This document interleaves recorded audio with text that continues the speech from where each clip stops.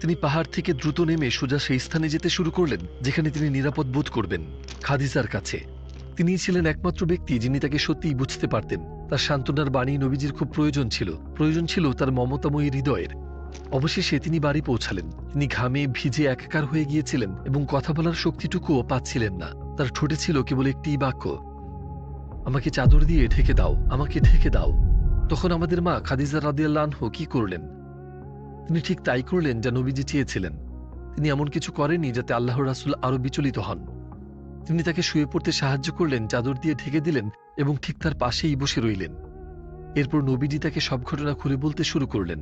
হে খাদিজা, আমি ভয় পাচ্ছি। তিনি বললেন, আমি ভয় পাচ্ছি আমার বড় কোনো অনিষ্ট হতে পারে। আমাদের মা আতঙ্কিত হয়ে কোনো প্রতিক্রিয়া দেখালেন না। তিনি নবীজির দুশ্চিন্তা বাড়িয়ে দেননি। তার কথাগুলো ছিল ঠিক তেমনই, যা নবীজির হৃদয়ের জন্য প্রয়োজন ছিল।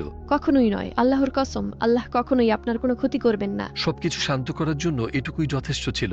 এরপর তিনি বললেন, আপনি আত্মীয়তার সম্পর্ক বজায় রাখেন, আপনি গরিব আর অসহায়দের সাহায্য করেন, অতিথিদের উদারভাবে আপ্যায়ন করেন এবং বিপদগ্রস্ত ব্যক্তিদের পাশে দাঁড়ান।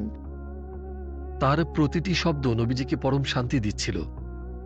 এজন্যই নবীজির সবচেয়ে নিরাপদ আশ্রয়স্থল ছিল খাদিজা রাদিয়াল্লাহু আনহা।